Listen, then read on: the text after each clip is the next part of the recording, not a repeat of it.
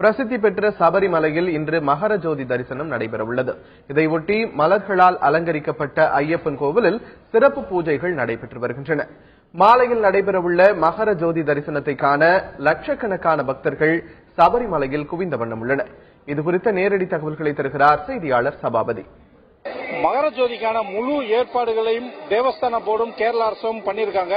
இன்னைக்கு பாத்தீங்கன்னா ஐயப்பனுடைய சன்னிதானம், அதாவது கோயில் முழுவதும் மலர்களால் அலங்கரிக்கப்பட்டு கோயிலே மிக அழகாக காட்சியளிக்கிறது.